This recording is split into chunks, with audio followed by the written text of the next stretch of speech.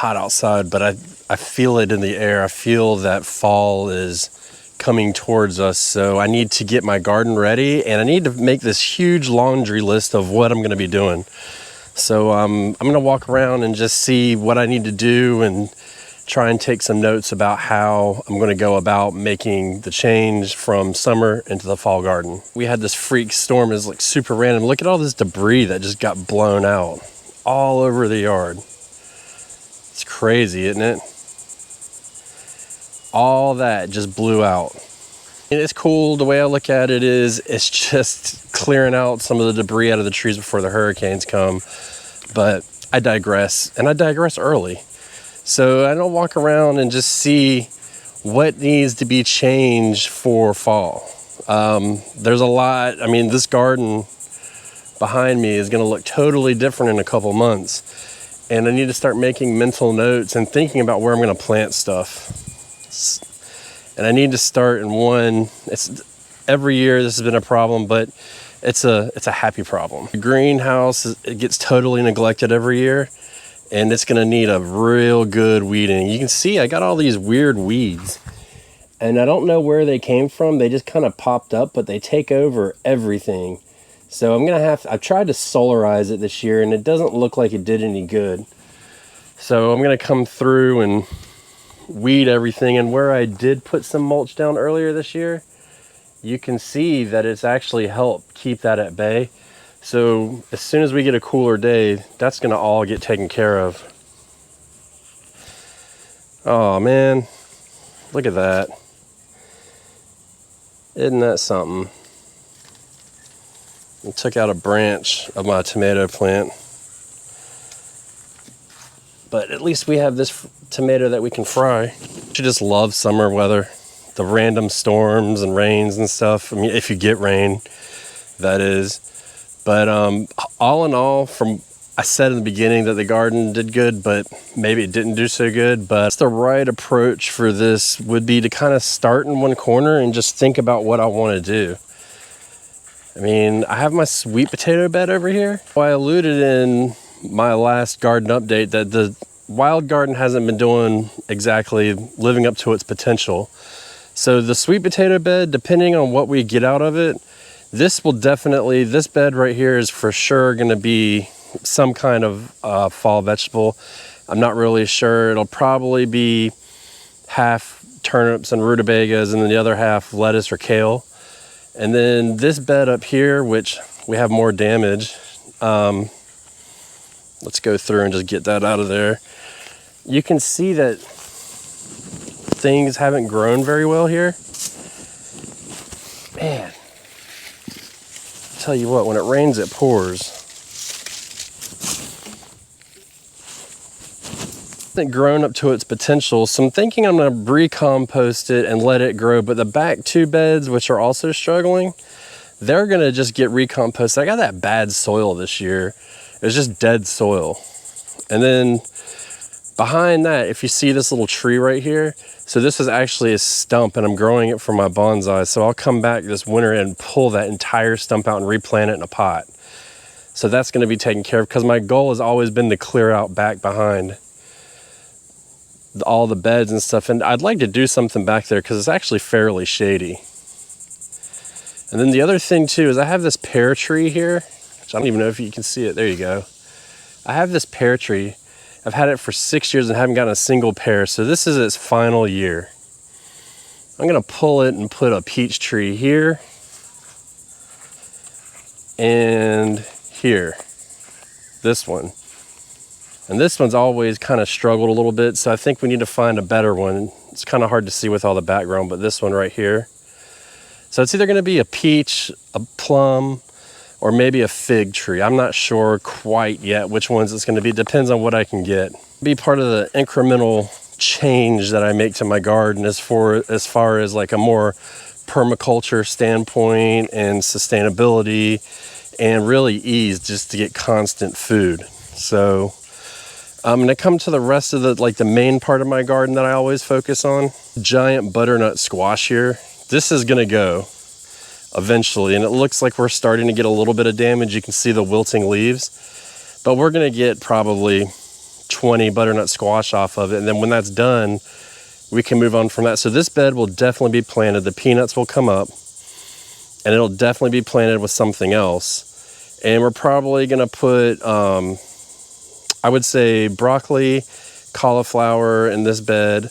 And then the one behind it, we're definitely gonna plant. So you can see my tomatoes actually have gotten a disease, but they are rebounding fairly decent from it. So, and this one too. This one's not as bad. But we're gonna put collards and cabbages in this bed for sure. And then these beds, as you can see, these get a lot more shade. So this is a really good place for us to put lettuces and all the vegetables that get really affected by the heat easily. These are my second crop of tomatoes, and they're actually doing pretty well. But after we get into the cold and things start to die off, the radishes that we put in here, because we always do put radishes every year, then all of that will just end up being mulched. We'll end up mulching that entire bed, and I'm just gonna let it sit for the whole winter. I'll feed it, I'll mulch it, I'll compost it, and I won't really turn it much. I'm just gonna let it chill all winter and rest and relax and rebuild, because it's been intensively gardened for 2 years now, and I wanna just let it sit. You know, this is part of my plan to rebuild and replenish soil and garden beds and stuff like that. So I'm trying to take a strategic approach, because right here, you can see this mulched area. Under there is actually my parsnip seeds. I reseeded them and mulched them because we got like 100-degree heat. It's gonna be 94 today, which is crazy to be talking about fall. But that'll help kind of keep that pressure down on it, keep it moist so it'll grow back a little bit stronger. And then we're gonna come back to this garden bed here. And so this bed here, I really need to figure out what I want to put in. I put collards in it last year, and I'm probably going to end up putting carrots up front. I did that last year and they worked really well here. And I want to try and do more fall plantings of carrots.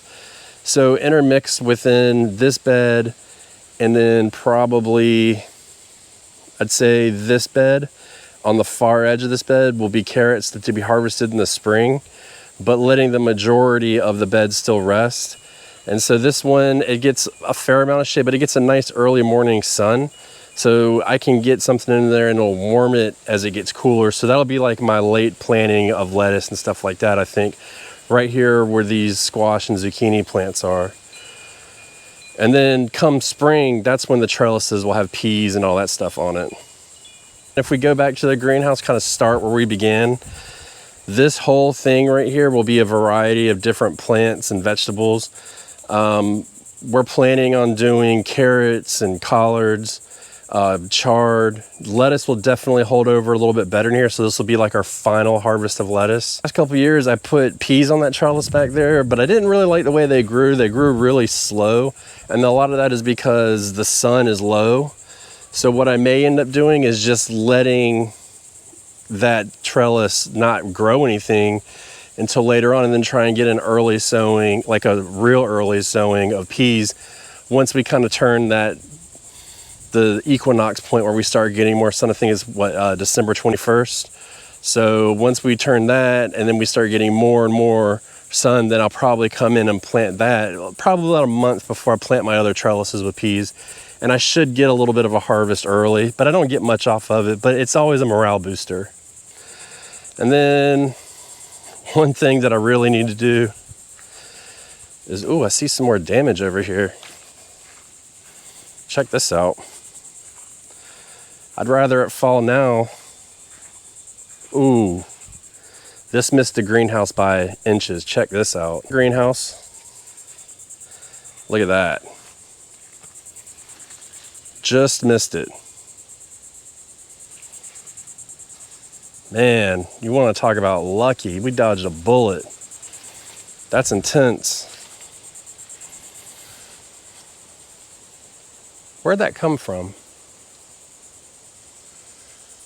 That's a good damn question. It looks like it was facing this way and then fell over. So if we come back here, man, that's a lot.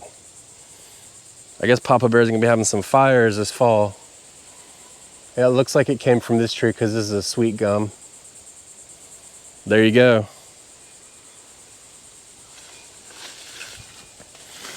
Definitely, you can see all that.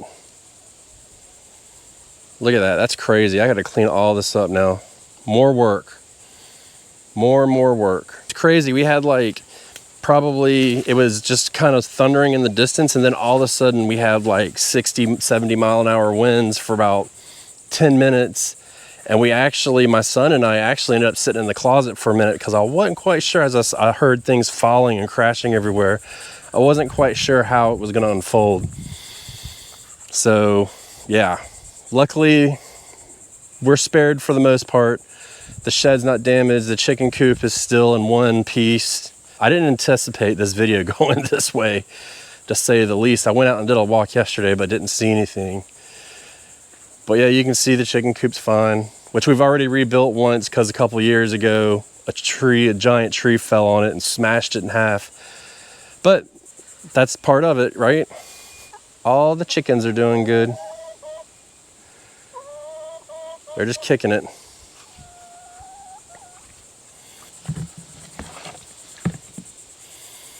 This is all of the potting soil that I've been making for the winter. So this is roughly about,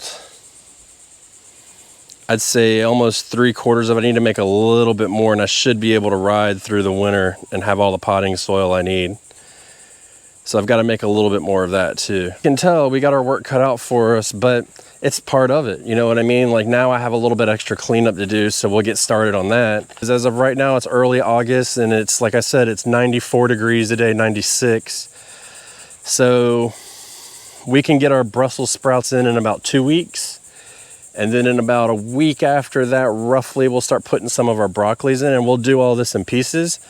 And we'll start clearing this stuff out. So anything that's not producing when it's time to put the Brussels sprouts in or something like that, it's gonna go. We're gonna pull it out and we're gonna remove it. And we'll just keep working our way around each garden. So the wild garden that I showed you, way over there, that one's gonna need to be reworked a little bit. And I probably honestly won't replant that until September. When I start replanting that one, I'm gonna do it all at once and give everything as much of a head start as I can. So I see something else that tried to attack my tomatoes. This is the worst kind of insect you can get. I just want to show you. It's the stick bug. I'm just joking. So, you know, we'll go through and do it systematically, approach, and kind of rebuild, feed the soil, and try and turn that section around. Because it gets early morning sun, we want to take advantage of that, and we want to get that early morning sun to heat those beds in the winter time, so anything that did get cold can kind of rebound early in the day. And that's really going to be the trick. So